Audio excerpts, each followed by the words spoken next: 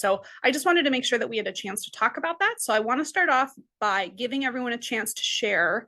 Either verbally, you can raise your hand or unmute yourself or type in the chat. I'd like you to share something new you learned about the veiling of women in religion, just any religion. Something new you learned about veiling, the veiling of women in religion. All right, so type it in the chat.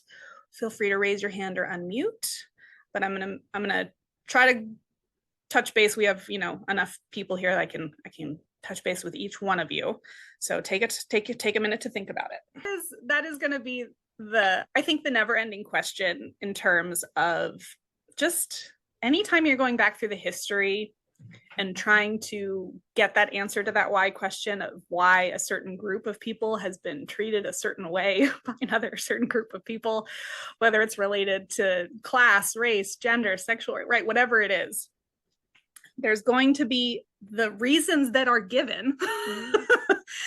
And then there are going to be perhaps the true underlying motivations, right? So say more. Other people feel free to chime in.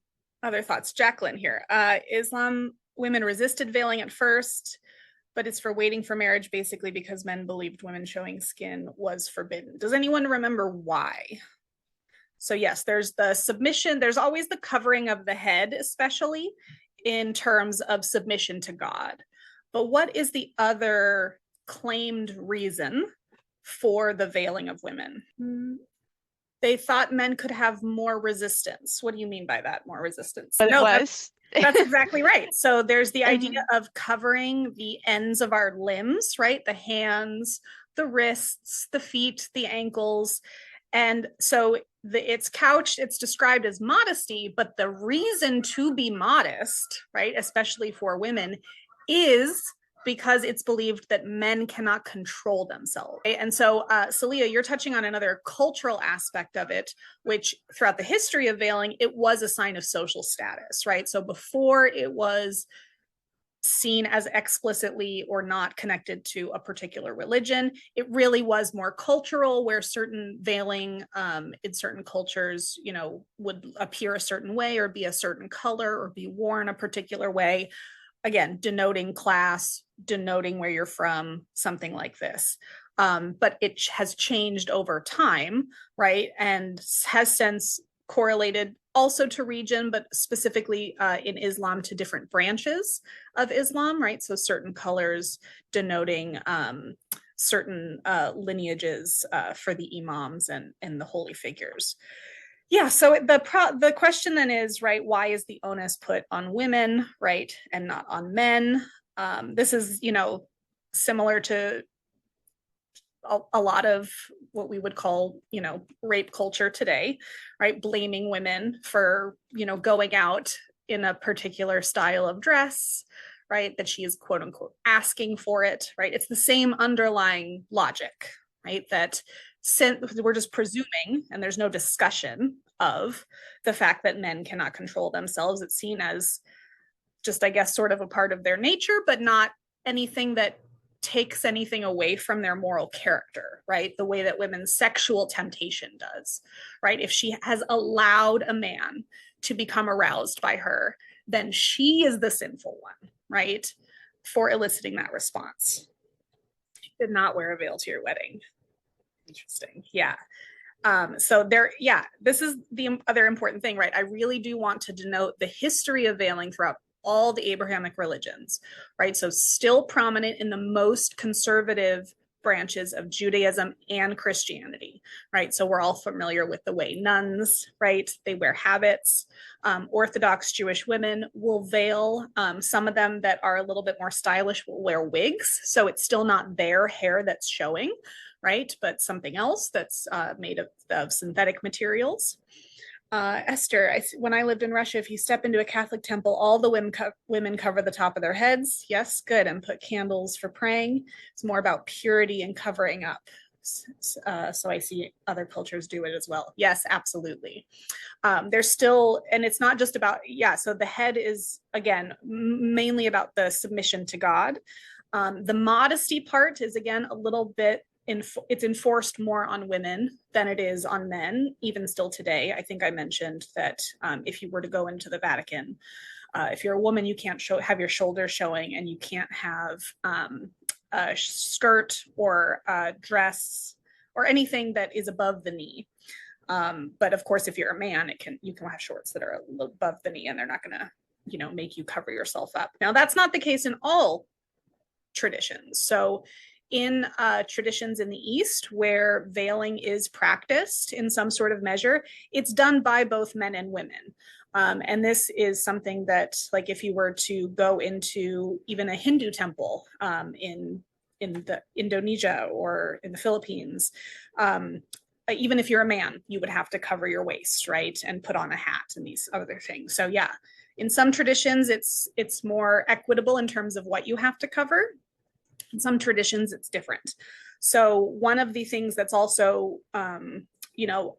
a little bit different in Islam is the covering of the face, right, in more conservative branches. And so this is something that is actually seen that men do as well.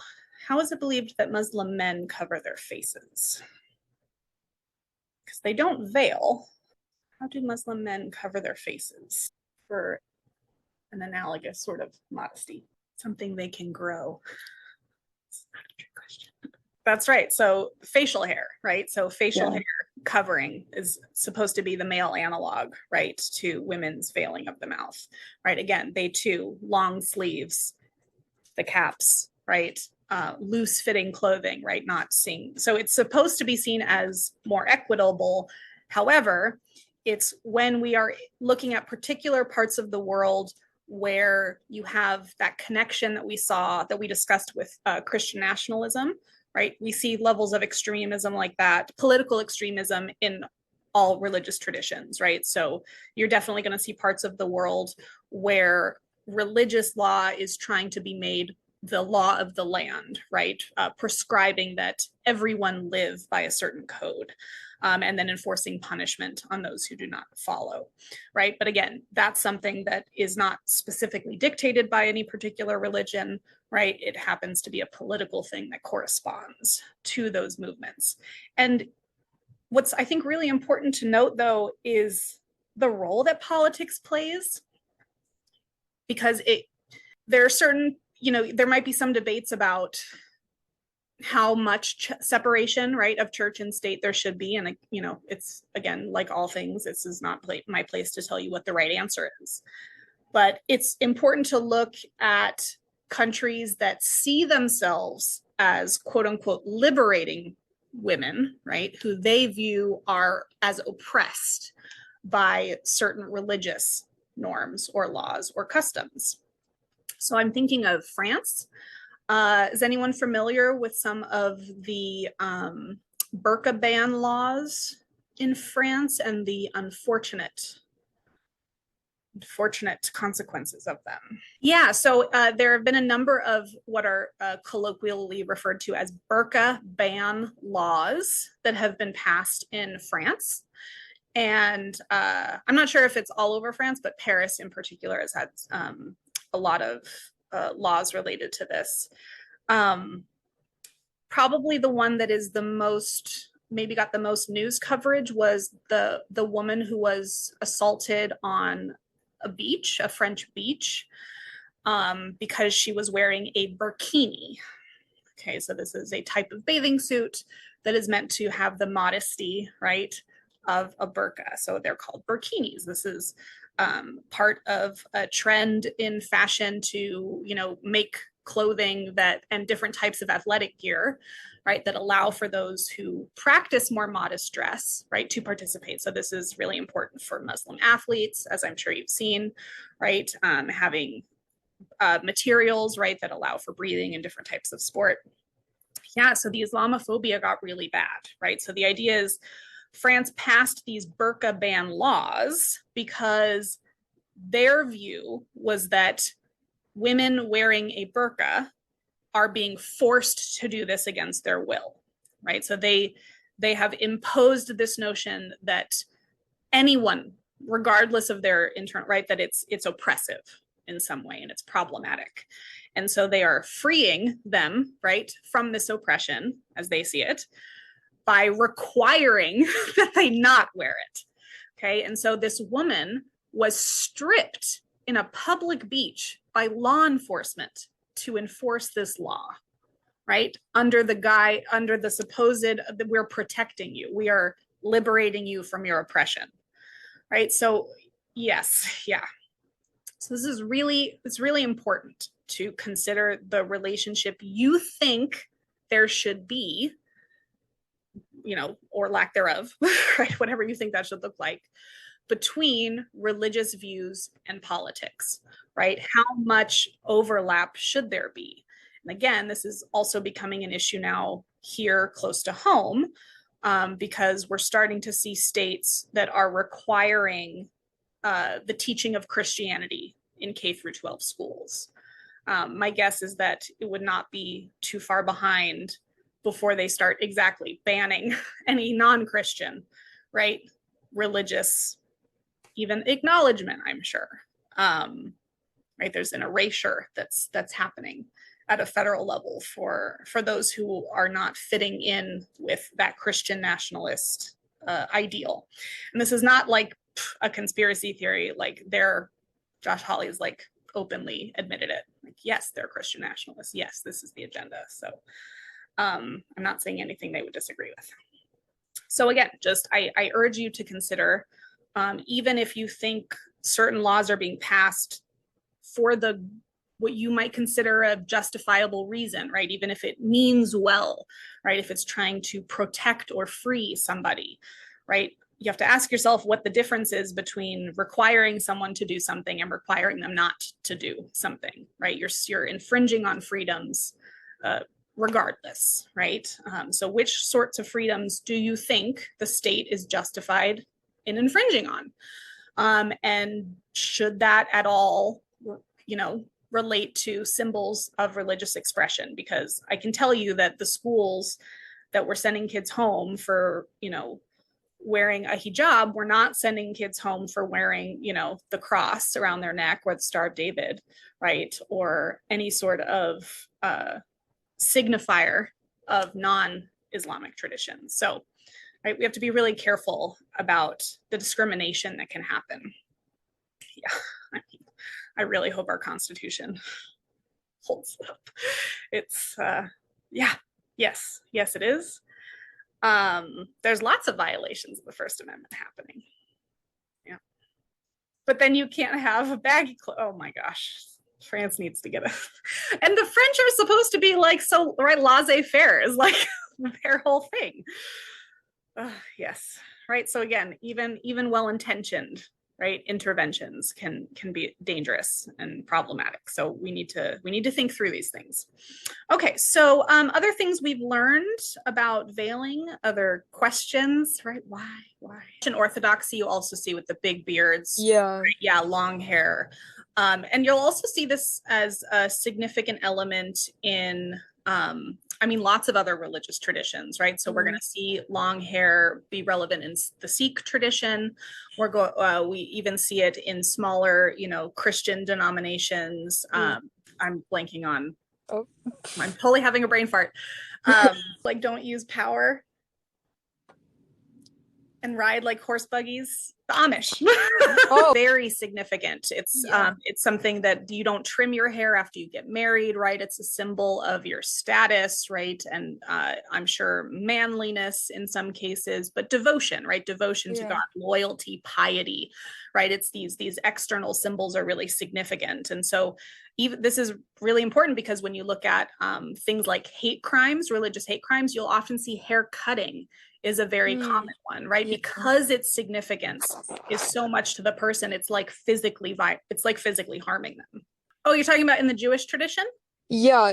Yes, the curls, tendrils. I mean, they're tendrils of curls, but no, but it's good, right? It's important to understand the significance of things like this, right? Yeah. We think of other traditions that we've studied before, like Buddhism. One of the practices when you join a monastery, right, when you become ordained, is the shaving of the head, right? So the removal of that distinguishing, identifying characteristic, right, to make everybody look the same. So you'll see that, right, in the military and a lot of organizations where the idea is to get rid of that personal identity, right? Or like, Exactly, really? right? It's like literally like they're wiping away who you are. Questions about the Islamic religion, are you thinking more broadly or specifically the justification or reasons for veiling? Yeah, right. So the idea here is again that we're looking at a similar response as we saw from Christianity to Judaism, right? So the idea is we're acknowledging this tradition has come before,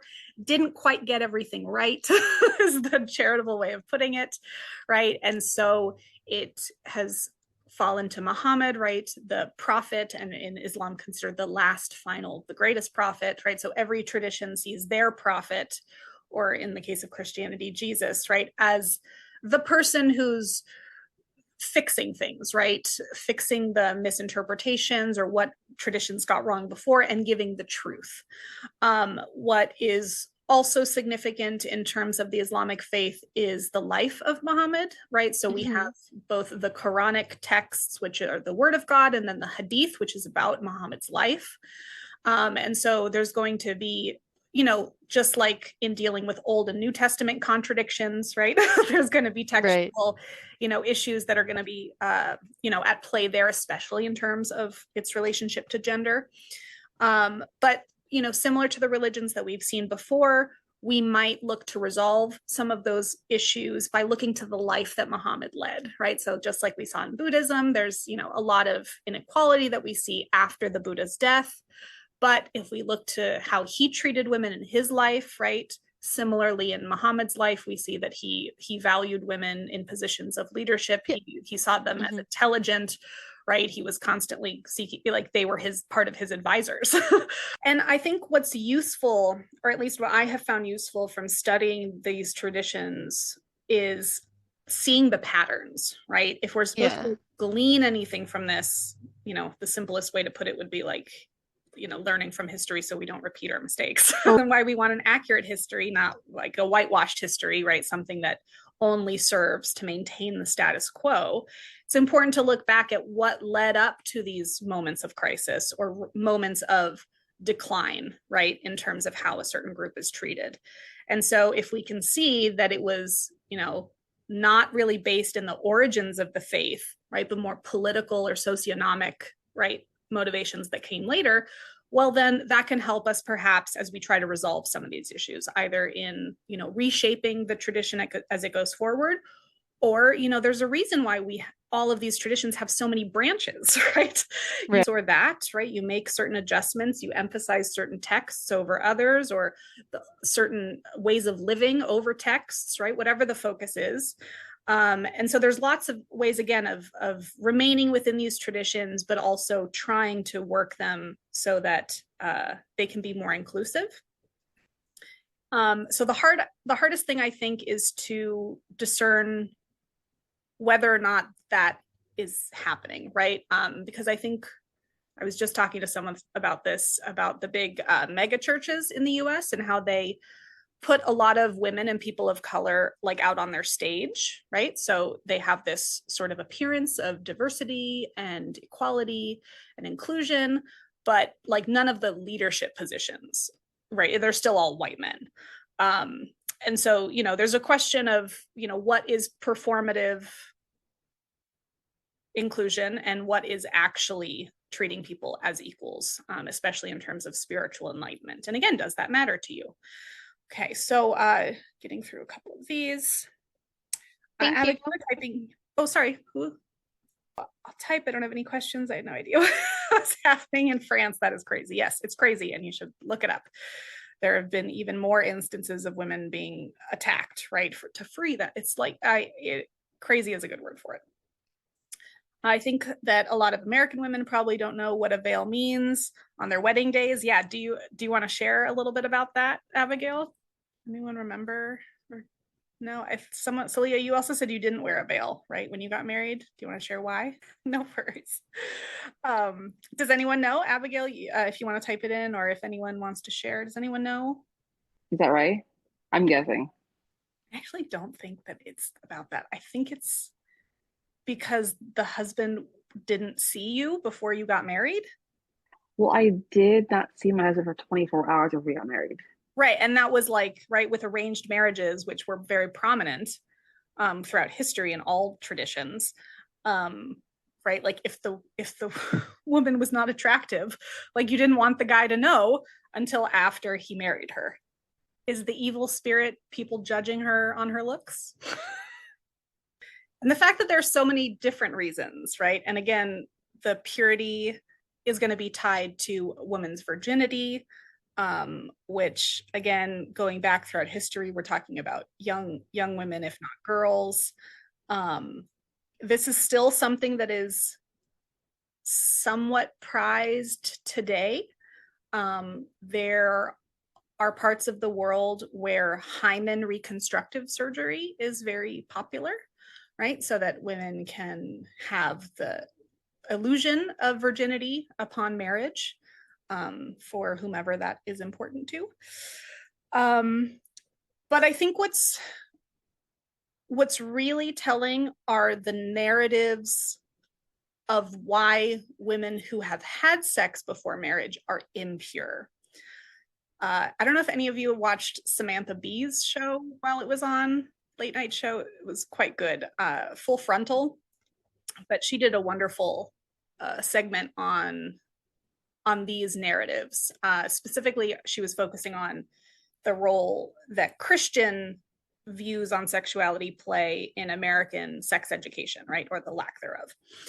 But the video basically talks about a woman who's about to get married, and the analogy or metaphor, I guess, for her virginity is a pair of shoes.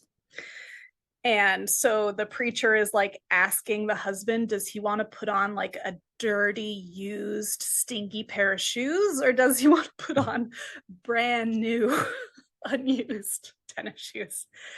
And I found that metaphor to be horrifying, absolutely horrifying in terms of what it says about women, right, who have at all engaged in sexual acts before marriage, whether by consent or not, right? Doesn't make a difference to the religious view, right? There's no exception in terms of assault for that. You're either pure or you're not. So it's important to think about the consequences of what these things say about a person, their moral value, right? Their spiritual capacity, right? Where they're starting at. Yeah, good. Okay.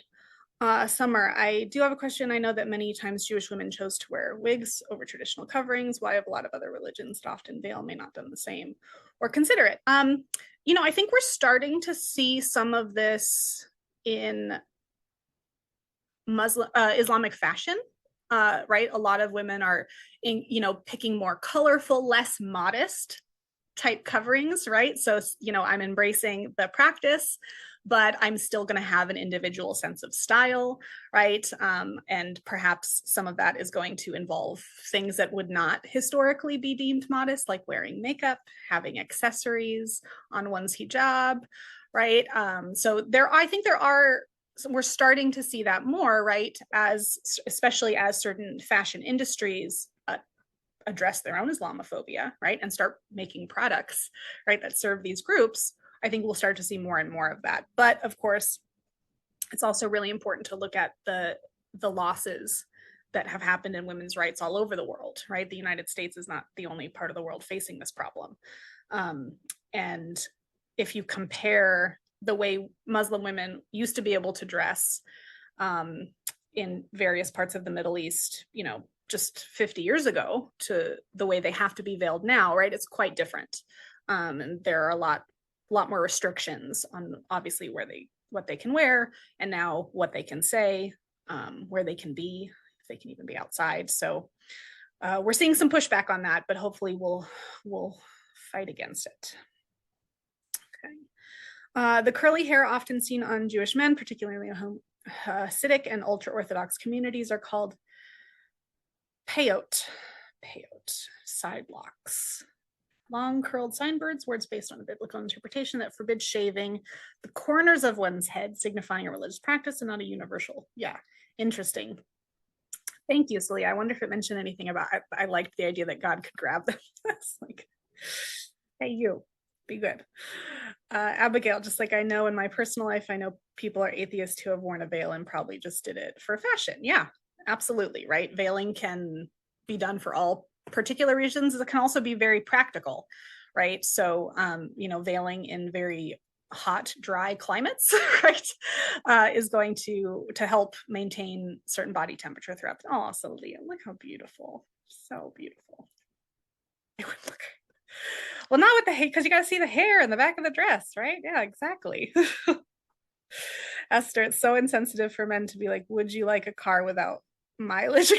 Has been used too much, won't protect a house. Yeah, right. And again, we don't, there's no sort of expectation, really, not really, that men will maintain their virginity before marriage, and there certainly aren't punishments for them not doing so, right? And there's no extra covering of men during marriage ceremonies, right? So whatever veiling practices we might already be starting with, right? The idea is that historically then women tend to be covered up more when they're being married.